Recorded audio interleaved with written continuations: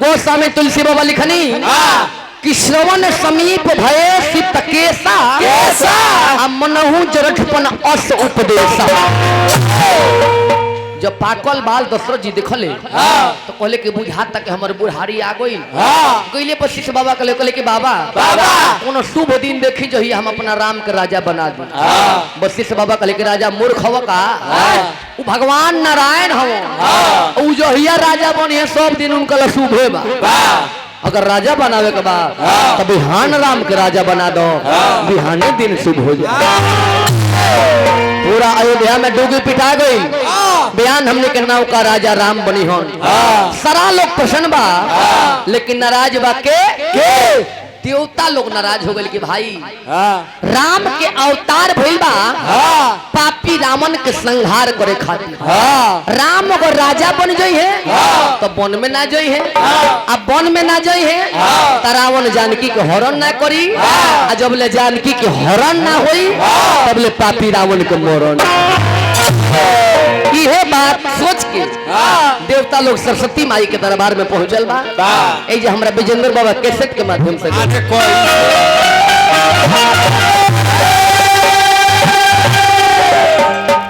कि हाथ जोड़ी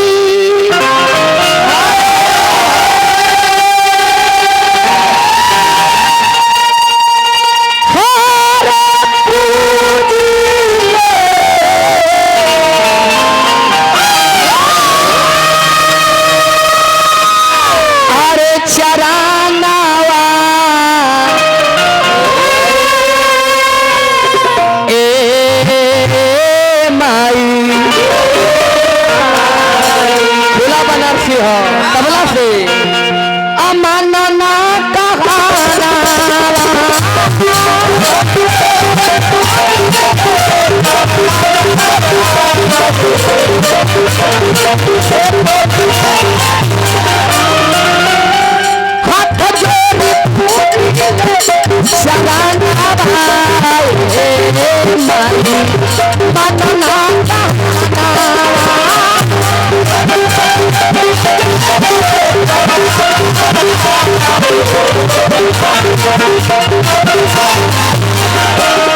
देवता लोग जाकर सरस्वती माई से कहले कि माई कोनो उपाय करी ना तो हमनी के काम गड़बड़ाए वाला बा। कहता लोग राम राजा होई हो कोई को मारे जाए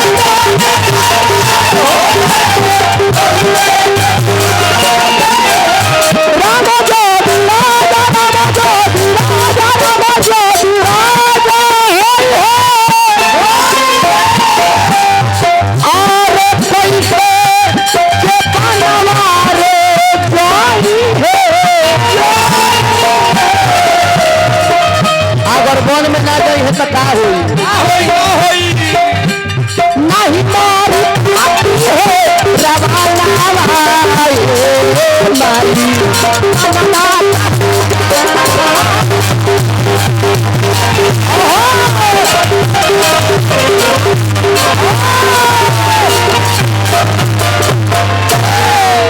सरस्वती माई कहले कि जाए देवता लोग तारा लोग का नीमन काम केहू के नीमन ना लागे। तुलसी बाबा मानस में लिखलन कि ऊंच निवास नीच कर तूती आ देख न सकहीं पराई विभूति। सरस्वती माई कहली कि तारा लोग के स्थान ऊंच बा लेकिन कर्म ऊंच नहीं खे। स्थान ऊंच बा लेकिन काम बड़ा नीचा बा लेकिन देवता लोग के बात मान के सरस्वती माई कहली का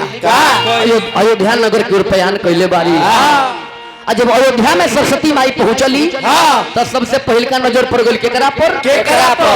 मंथरा पर। मंथरा के रहे रानी के कई के संगे नैहरे से आई रहे एक दासी रहे प्रिंस कुमार जी पंचभिरिया प्रिंस बाबू के नाम पर माता जी आशीर्वाद देनी गोड़ लगनी। अब है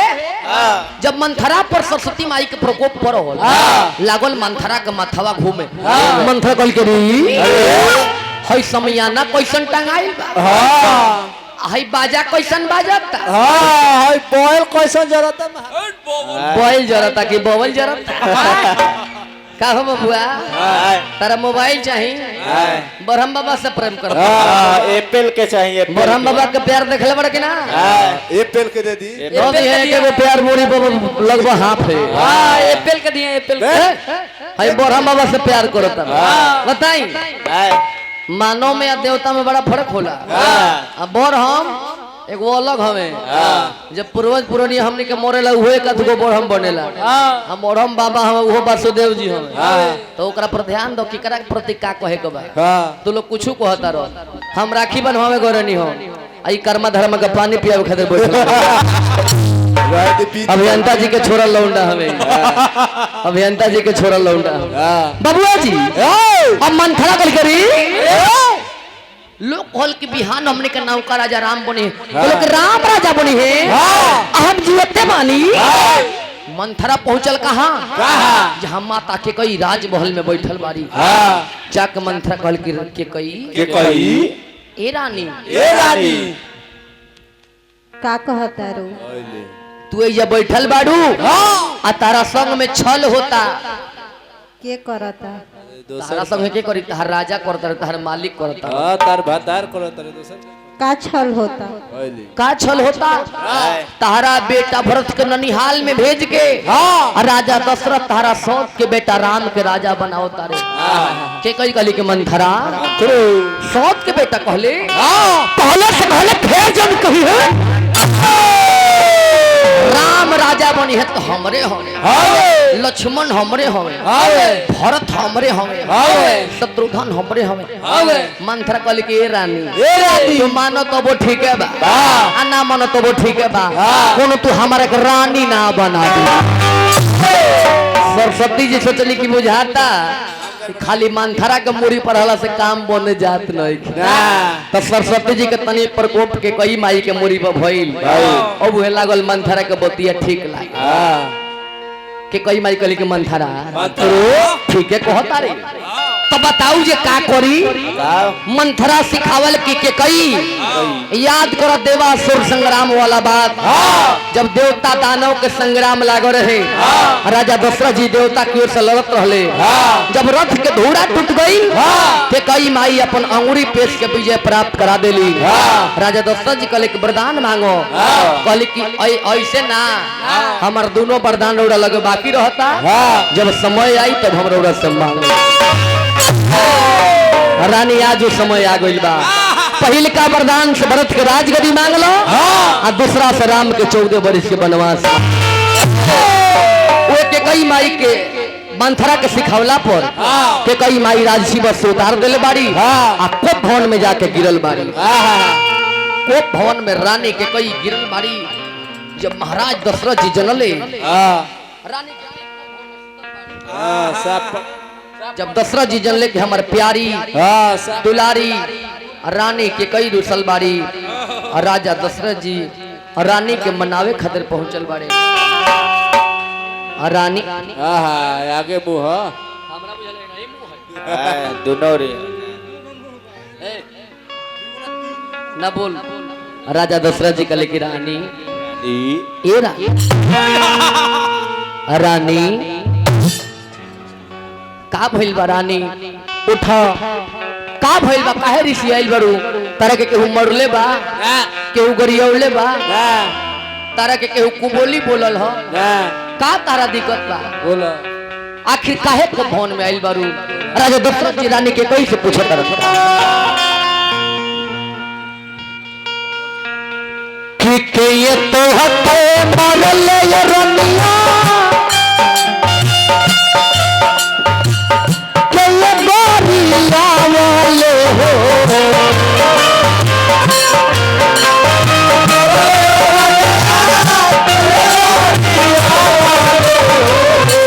निहाल तमला ना हो जाइबो ओ खातिर जाके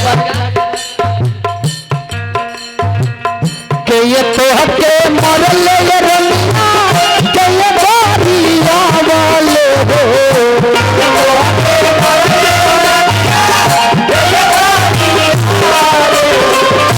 ये तो हके पहिला तन दूर व्यवहार हो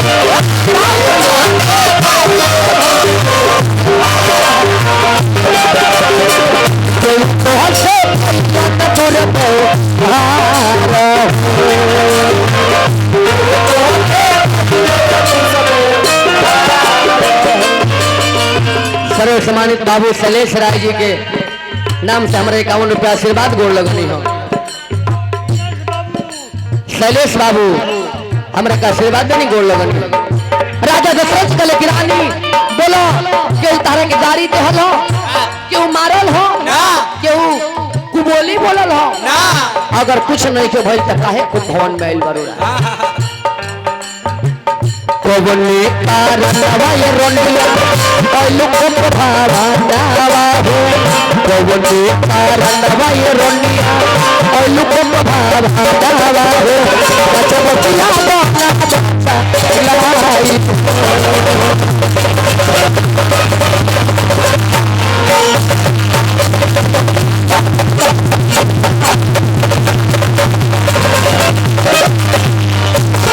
रानी के कई काली के नाम महाराज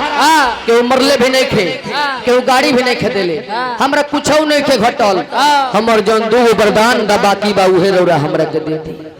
राजा दशरथ जी की रानी हम चक्रवर्ती राजा दशरथ हई अब वरदान खातिर को भवन में आइला के का काम बा कहो कौना भिखारी के राजा बना दी कहो कौना राजा के राज से हटा दी। रानी कली के नाम महाराज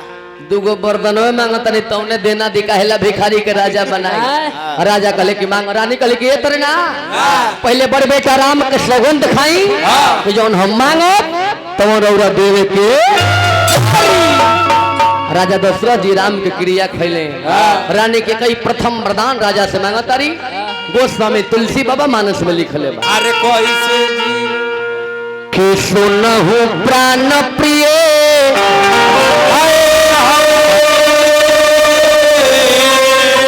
भावत जी का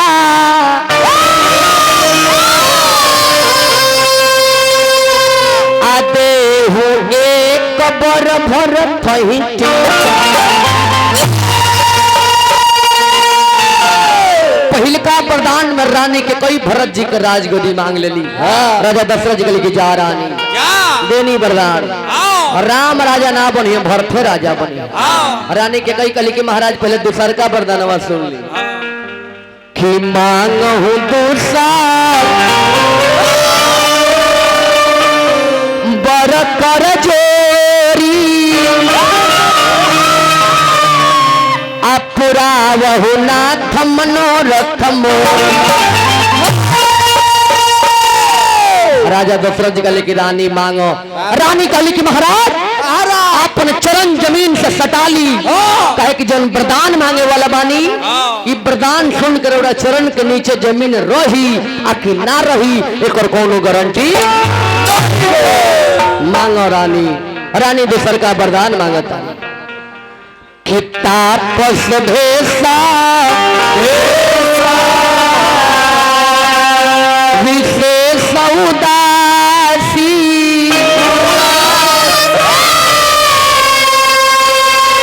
आ 14 बरस राम बनवासी। अतना बात जब राजा दशरथ जी सुनलन तापस भेष विशेष उदासी 14 बरस राम बनवासी। राजा दशरथ जी छाती में मुक्का मार के गिर गए लेकिन इतना मांग ले रानी भरत के राजगद्दी हंस के दे देती राम के वनवास मत मांगो रानी न तो राम अगर वन में चल रही है तो राजा दशरथ के प्राण ना बाकी। अभियो से कहता रानी की झूठ मंगलू है सच मंगल बालू राजा दशरथ जी झर झर झर झर कि मर के तो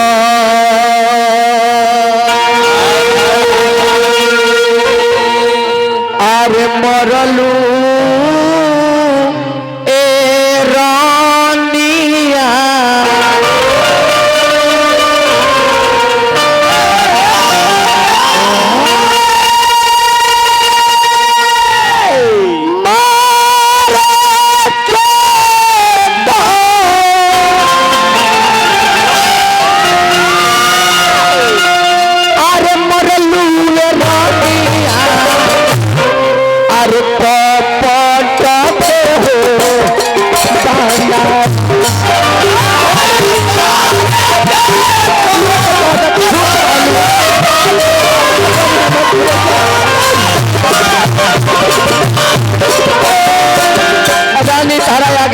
झूरतानी अभियो से कहता रानी के वरदान झूठ मंगले बारू राम के बनवास मत मांगो रानी ना तो हमर प्राण ना बची मारे मरलू रानिया मारे मरलू रानिया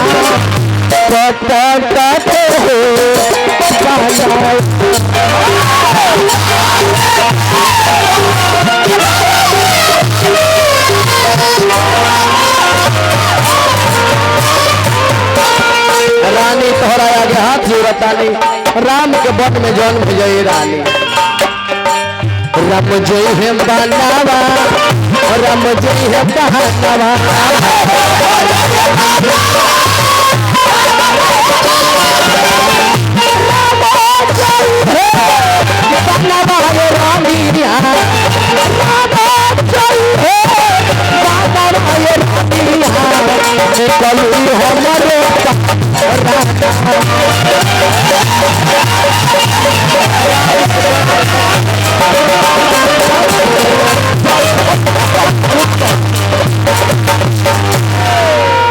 रानी के वरदान सुन के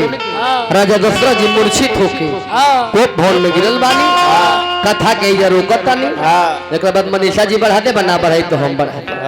कोनो बात नहीं ना बढ़े तो पैसा कटाई ये कौन अभी ए जानो छोड़ ले रही हां जब राम जी जनले कि बाबूजी को भवन में गिरल बा ए भैया कैमरा मत खोलो तारा गोर पर गिरता नहीं हो तू ही लो चल जीबो तब यहां से हमरो कथा पूजा कहे के पड़ जाए हम बैठ राम जी जनले कि बाबूजी को भवन में गिरल बानी राम जी गईले माता के कई से पूछले कि माई आखिर बाबूजी काहे गिरल बारो काहे माता के कई कहले कि बबुआ राम भरत के राजगद्दी मंगले बानी तोहार 14 वर्ष के वनवास मंगले बानी उहे वनवास के वरदान सुन के तोहर बाबूजी गिरल बानी राम जी कहले कि धन हो माई बाबूजी तो हमरा के अयोध्या के राजा बनावत रहलन आ तू कैसन माई बारो कि हमरा के पूरा जंगल के राजा बना दे राम जी कहले कि माई हम बन जाए के तैयार भइले लक्ष्मण जी कहले कि भैया जाओ ना अयोध्या में राम नहीं खन वो अयोध्या तो शमशान के समान बा रौरा संगे हमहू चलब जब माता जानकी जनली कि राम लक्ष्मण वन में जाता रहन कहले कि प्रभु जी जब रौरे ना रह तो हम अयोध्या में रह के का कर राम जी कहने की सीता तू घरे रह सास ससुर के सेवा करो माता जानकी कहली कि ना प्रभु जीव बिन देह नदी बिन बारी अब ऐसे ही नाथ पुरुष बिन नारी जैसे प्राण के बिना शरीर के कोनो महत्व नहीं खे जैसे जल बिना नदी के कोनो महत्व नहीं खे वो सही पति के बिना पत्नी के जीवन के कोनो महत्व राम जी लक्ष्मण जी संगे संगे माता जानकी तैयार भइल बारी आए हाय मास्टर जानकी मैया कह तरीका इहो खींच के भैया एक गो चढ़ा दी हलो कि जंगल के रहिया हो माता जानकी कहता कि जंगल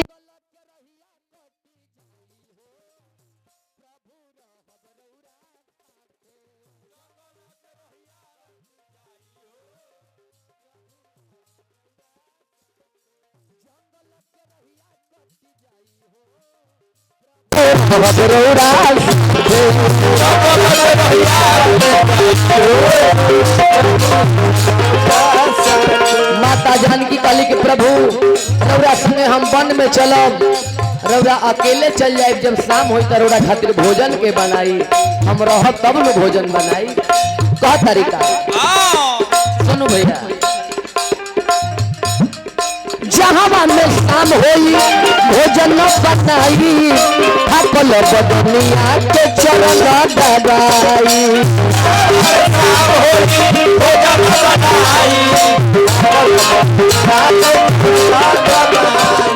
जानकी मैया काली के प्रभु रौरा वन में जाई रौरा खातिर भोजन बनाई और गोर दुखाई तर गोर दबाई जहाँ में शाम होई भोजन बनाई थकल बदनिया के चरण दबाई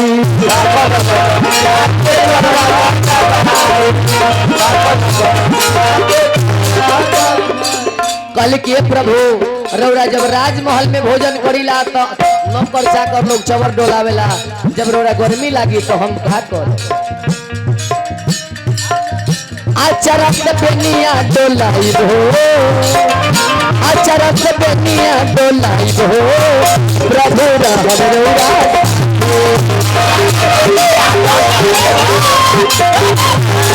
जंगल से भैया चौकी जाई हो।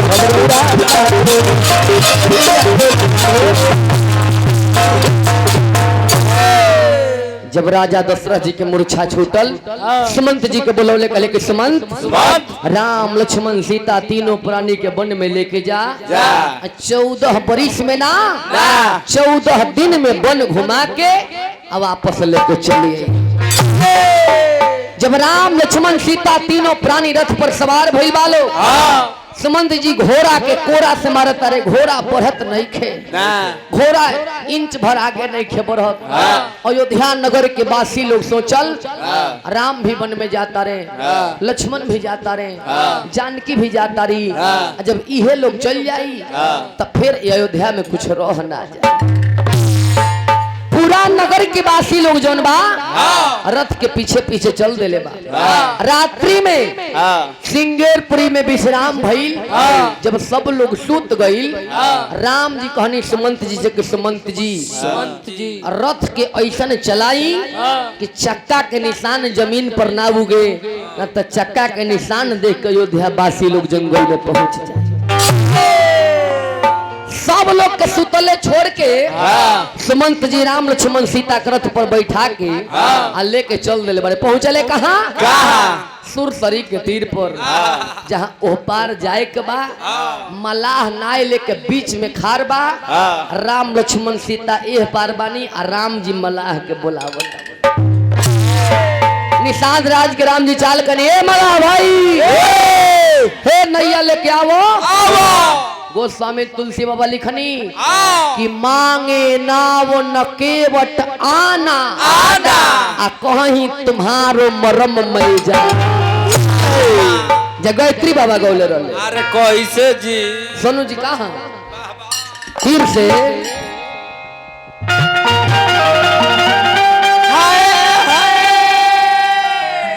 कि तीर से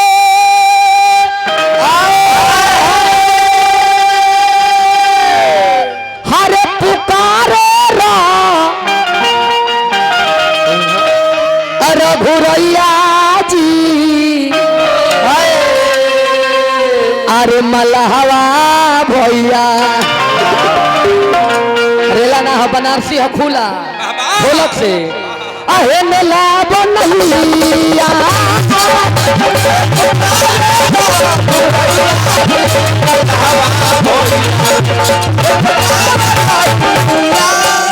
तीर से पुकार भुरैया जी मलहवा भैया हे मेला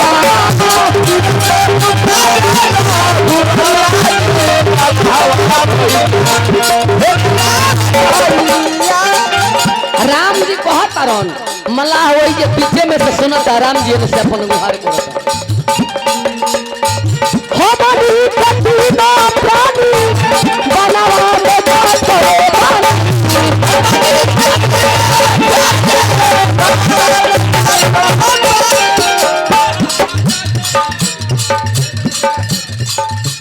हमारी कतीना प्राणी बनावा में जातो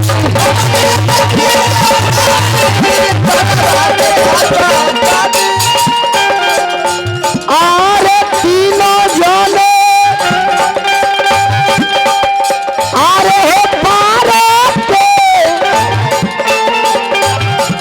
आरे जवैया जी मलहवा भैया हेने लावो नैया मलाह नाय लेके वो पार से जब ये पार अइलन राम जी सोचनी कि चनी चरनिया नैया में रखे मलाह चरण रोक दल लेकिन ना मालिक ये तरह रौरा के नाय में ना चढ़े दे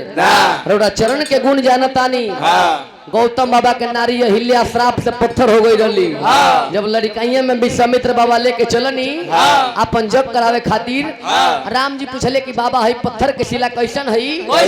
तब विश्वामित्र बाबा कहनी कि बबुआ राम, गौतम नारी श्राप बस उपल देह धरी धीर,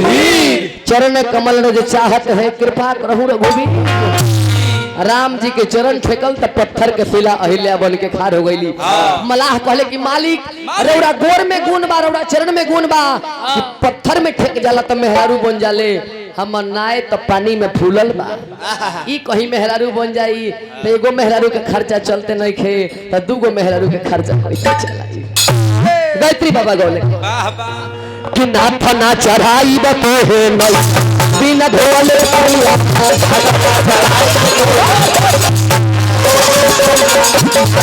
चढ़ाई बतोहे नैया धोले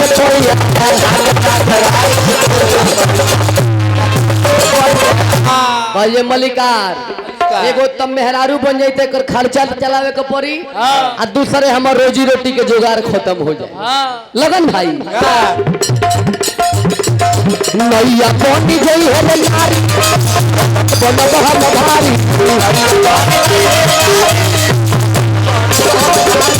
नैया बनी गई है नारी बनब हम भारी।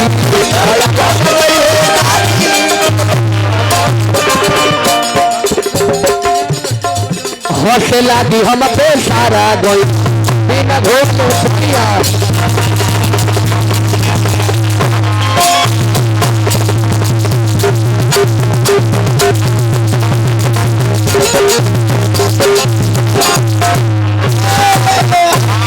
सर्व सम्मानित बाबू कामेश्वर राय जी किराना स्टोर बजरंग बाजार से हमरा के 100 रुपया आशीर्वाद देनी गोड़ लगनी। राम जी कहले कि मलाह भाई तारा गोड़ धोए के बा त जा पानी ले आवो गोड़ धो लो। मलाह घरे गईले कठौता ले ले, कठौता में पानी भरले, पानी भर के राम जी के चरण के पखार के चरण के चनेमृत पी के अपने तर गईले, अपना खानदान भर के घाटी पे तार दे। पहले एगो चोट और बताए चुटकुला देखी तो ना राम जी को ऊपर उतार दी ओकरा बाद। अच्छा राम जी को ऊपर भेज दी, 2 मिनट और टाइम दे ना दे, साफ ना साफ राम जी के यही पर बीच में छोड़ देवे को बा। ओकरा बाद ऊपर मनीषा जी उतरी राज हो जत पार आइयो खड़ा हो कहो रह दिया उनका में होखो इस समय ना वही आँख खाला ब्यास में बजाओ जरा घर में ना बजाओ रख दिया। ओ भाई जय बाबा जय जय पलानी में ओम पे आवे आई अभे आई आ जाए के लाइदारिये गाओ तनी सोनू भैया।